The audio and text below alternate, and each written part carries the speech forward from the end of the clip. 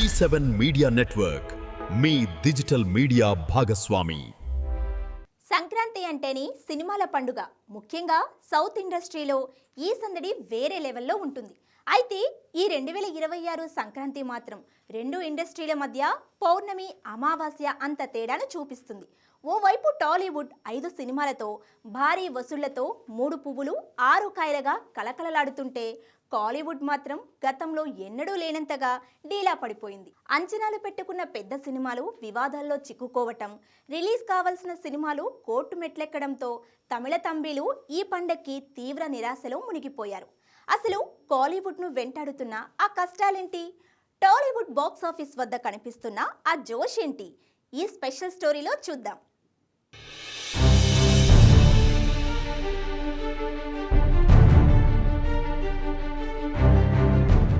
కాలీవుడ్కు ఈ సంక్రాంతికి అన్ని సినిమా కష్టాలే. పొరుగు ఇండస్ట్రీలైన మల్లూవుడ్, శాండిల్వుడ్ల నుండి న్యూ ఇయర్, సంక్రాంతి సీజన్లకి పెద్దగా పాన్ ఇండియా రిలీజ్లు లేవు. బాలీవుడ్లోనూ ఈ సీజన్ వీక్గానే ఉంది. అక్కడ ఇంకా దురంధర్ ఫీవరే నడుస్తుంది. ఈ ఒక్క టాలీవుడ్లో మాత్రమే ఈ సంక్రాంతికి సినిమాల జాతర జరుగుతోంది.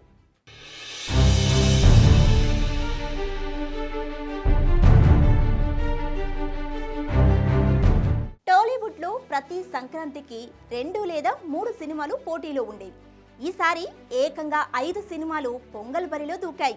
టాలీవుడ్లో సంక్రాంతి అంటే ప్రేక్షకులకు చిన్న సినిమాలు, పెద్ద సినిమాలు అని చూడరు. పండుగకు సకుటుంబ సమేతంగా చూడదగిన సినిమానా కాదా, సంక్రాంతి జోష్ని రెట్టింపు చేయగలిగే సినిమానా కాదా అని మాత్రమే లెక్కలు వేసుకుంటారు, కలెక్షన్లు కురిపిస్తారు. గత ఏడాది సంక్రాంతికి వస్తున్నాం సినిమా ఆ రకంగానే బాక్స్ ఆఫీస్ రికార్డులు బద్దలు కొట్టింది. అయితే ఈ సంక్రాంతికి మాత్రం టాలీవుడ్లో సరికొత్త పోటీ నెలకొంది. 5 సినిమాలు బరిలో ఉండగా 5కు 5 సినిమాలు ఫ్యామిలీ ఆడియన్స్ ని టార్గెట్ చేసిన సినిమాలే కావటం విశేషం ఇక్కడ. వీటిలో మొదటి బరిలో దిగిన ప్రభాస్ మారుతి కాంబినేషన్లో వచ్చిన రాజాసాబ్ చిత్రం ఆశించిన ఫలితం ఇవ్వకున్నా కలెక్షన్లకు మాత్రం ఢోకా ఏమీ లేదు.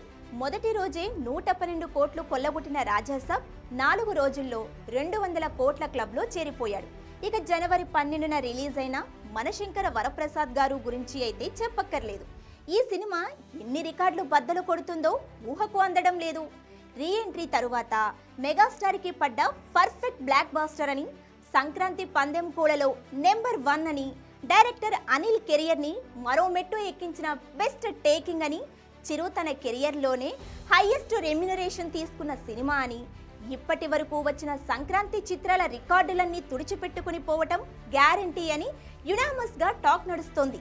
ఇక రవితేజకి కమ్బ్యాక్ ఇచ్చిన మూవీగా భర్త మహాశయులకు విజ్ఞప్తి సినిమా పేర్కొంటున్నారు రవణ ఫ్యాన్స్. ఇక పండక్కి లేటుగా వచ్చిన కంటెంట్ లేటెస్ట్గా ఉండటంతో నవీన్ పోలిశెట్టి అనగనగా ఒకరాజు, శర్వానంద్ నారీ నారీ నడుమ మురారి సినిమాలు హిట్ కొట్టేలానే కనబడుతున్నాయి. మొత్తానికి చాలా డ్రైగా నడిచిన 2025 ఏడాది నుండి మూవీ లవర్స్ని బయటపడేసేలా తెలుగు ఇండస్ట్రీలో సంక్రాంతి సినిమాల హవా నడుస్తోంది. ఈ పండక్కి ఎంచుకోవడానికి 1కి 4 రకాల సినిమాలు అందుబాటులో ఉండటంతో ఫ్యామిలీ ఆడియన్స్ కూడా థియేటర్లకి క్యూ కట్టారు.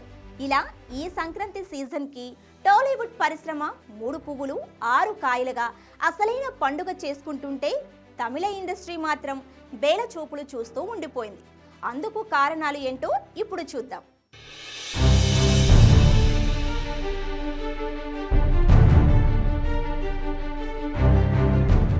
కాలీవుడ్కు ఈ ఏడాది సంక్రాంతి ఏమాత్రం కలిసి రాలేదని చెప్పాలి. రిలీజ్కు రెడీ అయినవి 2 సినిమాలు, పైగా ఇతర ఇండస్ట్రీల నుండి పోటీ కూడా లేదు.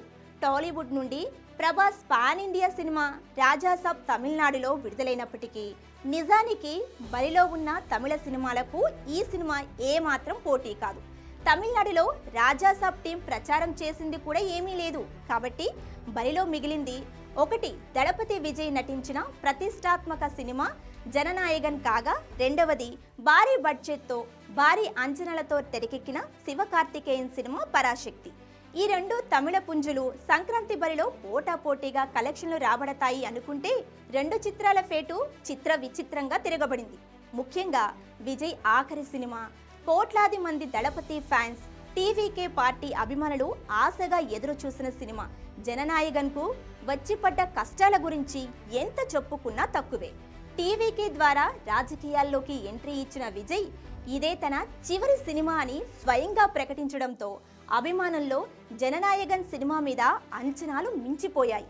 అయితే ఈ సినిమా అనౌన్స్మెంట్ నుండి కూడా ఏదో ఒక రకంగా నెగిటివ్ ట్రోలింగ్కు గురవుతూనే ఉంది.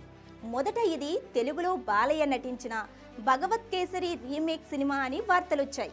విజయ్ తన చివరి సినిమాగా ఓ రీమేక్ ని ఎంచుకోవటం ఏంటంటూ విమర్శలొచ్చాయి. అయితే చివరికి కథలో సగానికి పైగా మార్పులు చేర్పులు చేసి పొలిటికల్ అంశాలను జోడించి కొత్త కథని రూపొందించుకున్న అందులోనూ భగవత్ కేసరి ఛాయలే కనిపించడంతో ఫ్యాన్స్ నిరాశలో కూరుకుపోయారు. అయితే వేలకు వేలు టికెట్ కోసం ఖర్చు పెట్టడానికి మాత్రం దళపతి ఫ్యాన్స్ రెడీ అయిపోయారు. అసలు కథ అక్కడ మొదలైంది.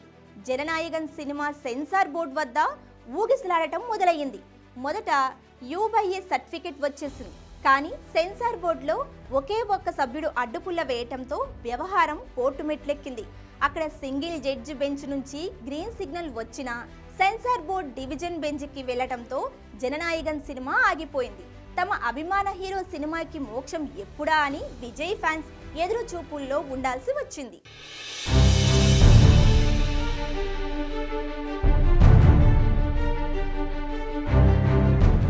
ఇక జననాయగన్ సినిమాతో పోటీ పడాలనుకున్న పరాశక్తి సినిమా చివరి పోటీ లేకుండానే బరిలోకి దిగింది. ఏకఛత్రాధిపత్యంగా సంక్రాంతిని ఏలుకోవచ్చని పరాశక్తి మూవీ టీం సంతోషపడినా ఫలితం మాత్రం బెడిసికొట్టింది.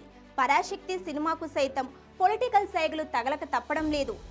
శివకార్తికేయన్ హీరోగా సుధా కొంగర దర్శకత్వంలో వచ్చిన పరాశక్తి చిత్రాన్ని ఏకంగా బ్యాన్ చేయాలంటూ డిమాండ్లు వినిపించాయి. కోలీవుడ్లో పొంగల్ బరిలో నిలిచిన ఈ సినిమా టైటిల్ అనౌన్స్మెంట్ రోజు నుంచి వివాదాలు ఎదుర్కొంది. తరువాత ట్రీజర్, ట్రైలర్, ఆ తరువాత సినిమా ప్రతిదీ వివాదమే. నిజానికి ఎన్నో అంచనాల మధ్య ఈ సినిమాతో సక్సెస్ కొట్టాలని చూసిన శివకార్తికేయన్కి భారీ నిరాశ మిగిల్చిందని టాక్ నడుస్తోంది. సెన్సార్ బోర్డు కూడా ఈ సినిమాకు 23 కట్స్ విధించిందట. అన్ని మార్పులు చేర్పులు చేసిన తరువాత కూడా ఇంకా కాంగ్రెస్ను వక్రీకరిస్తూ తీసిన సన్నివేశాలు చాలా ఉన్నాయని, వెంటనే వాటిని డిలీట్ చేయాలని తమిళనాడు యూత్ కాంగ్రెస్ డిమాండ్ చేసింది. వివాదాలన్నీ దాటుకుని ప్రేక్షకుల ముందుకు వచ్చిన ఈ సినిమా పెర్ఫార్మెన్స్లో మాత్రం వెనకబడిపోయింది. కలెక్షన్ల వర్షంగా గ్యారంటీ అనుకుంటే బొమ్మ తిరగబడింది. మొదటి షో నుంచి పరాశక్తికి మిక్స్డ్ టాక్ వచ్చింది. ఈ ఈవినింగ్కు అది కాస్త నెగిటివ్గా మారింది. ఇలా పందెం కోళ్ళలా విజృంభిస్తాయనుకున్న రెండు పెద్ద సినిమాలు కాస్త ఒకటి రిలీజ్ అయ్యి మరొకటి రిలీజ్ అవ్వక చతికిల పడటంతో కాలీవుడ్ ఇండస్ట్రీ ఉసూరుమంటుంది అంటున్నారు ట్రేడ్ పండితులు.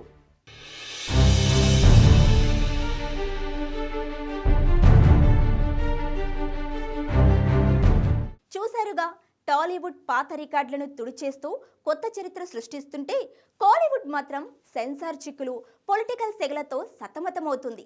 దళపతి Vijay last movie Jananayagan release ఆగిపోవటం, శివకార్తికేయన్ పరాశక్తికి మిశ్రమ స్పందన రావటం తమిళ సినీ వర్గాలను షాక్కు గురిచేసింది. ఏదేమైనా ఈ సంక్రాంతి విన్నర్ మాత్రం టాలీవుడ్ అని ట్రేడ్ వర్గాలు స్పష్టం చేస్తున్నాయి. మరి ఈ వివాదాలన్నీ సర్దుకొని కాలీవుడ్ మళ్ళీ ఎప్పుడు పుంజుకుంటుందో చూడాలి. ఇది ఇవాల్టి స్పెషల్ స్టోరీ. చూస్తూనే ఉండండి G7. G7 మీడియా నెట్వర్క్, మీ డిజిటల్ మీడియా భాగస్వామి.